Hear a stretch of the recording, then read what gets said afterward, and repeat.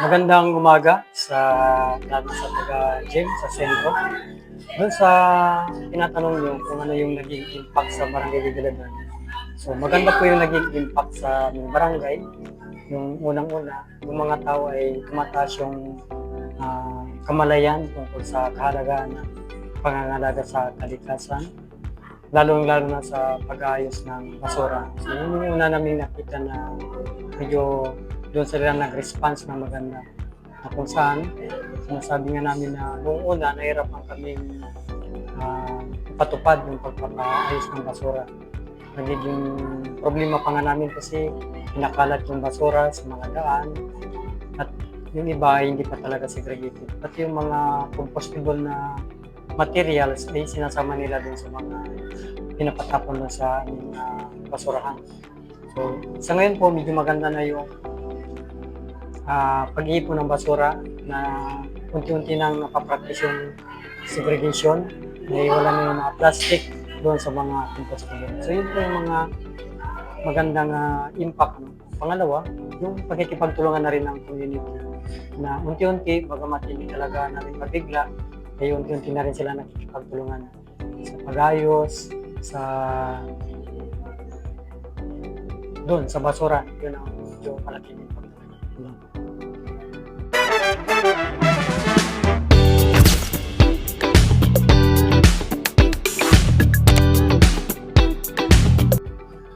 So, ang naging epekto po ng green economy model or gym dito sa aming barangay ay unang-una po, syempre, yung aming mga kabarangay po ay na-practice po regarding doon sa ating solid waste. Syempre po, yung ating mga kabahayan, syempre yung mga youth po natin, na-involved sila regarding doon sa mga segregation ng mga basura, and syempre sa kahalagahan po pagdating sa kalikasan, kung paano natin i-protect ang kalikasan. Dito po sa amin sa barangay, sobrang napakahalaga, malaking impact po yung naging epekto ng gym mula po nang pumasok ang programa ng GEM dito sa barangay. Kasi po, na-lessen po yung mga basura po namin before, yung mga basura namin na nandyan lang po sa mga kalsada na natatapon. Pero ngayon po yung tao, like especially ngayon po yung mga tao, may pakialam na po sila sa pagdating sa kapaligiran. So, medyo sobrang laking impact po ng GEM dito sa amin talaga sa barangay.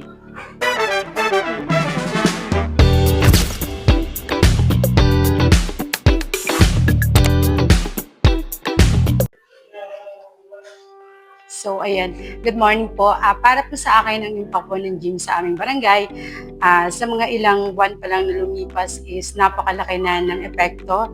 Bagamat hindi pa talaga totally, pero nakikita na po namin yung mga improvement sa aming mga kabarangay at lalo na sa aming nasasakupang barangay. So, yan po. So, isa talaga sa mga malaking pangarap namin na magkaroon ng ma-displace yung easement area kung saan medyo kailangan talaga ng relocation. Napaplano rin kami, may mga plano rin kami bumili ng ito kasi lang nahirapan kami yung barangay at yung kahit na munisipyo, nahirapan kasi hindi mga komplikado yung mga lupa dito.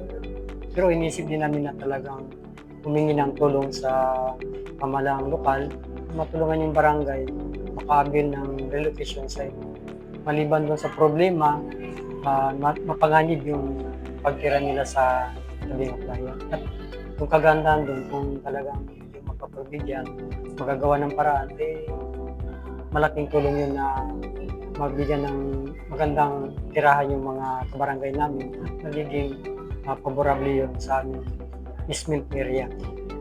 Yun yung mga mahalagang pa namin kailangan. Siyempre, lalong-lalo na pa rin yung technical na tulong ninyo sa amin na mga pag-craft ng mga ordinances, pagpapatupad at paggabay sa amin sa pagpapatupad ng mga programa ng GEM.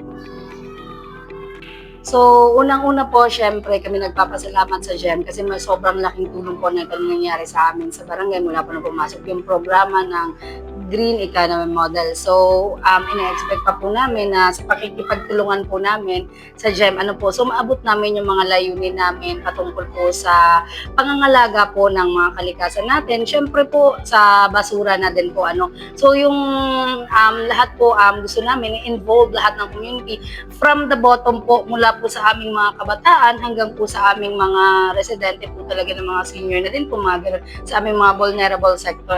So, gusto din po namin na through GEM, magkaroon po kami ng maayos na implementation po ng mga programs po, ng mga ordinances, na makakatulong po talaga sa amin. Bilang Committee on Health po ay dapat nating suportahan ang programa ng GEM na nandito ngayon sa ating barangay. So, isusulong po natin ang gagawa tayo ng ordinansa para po sa ating mga kabarangay, lalo tigit sa mga naninirahan sa tabing coastal area na dapat maging responsable sila na makipag-participate sa ating mga gawain o coastal area. Pag hindi sila mag-participate, so memo ng ating barangay. So, bukod doon, ang aming aming mga BBSI at ang aming PETSW is dapat din talaga sila na paalalahanan palagi para magawa nila yung kanilang mga tungkulin. So, isa pa doon yung ating ASO. Magkakandak din kami ng survey para sa mga may-ari ng ASO at paalalahanan din sila na iwasan na ang pag-alaga ng aso na hindi naman natin kayang alagaan. So, yun lang po. Tayo na isulong ang GEM.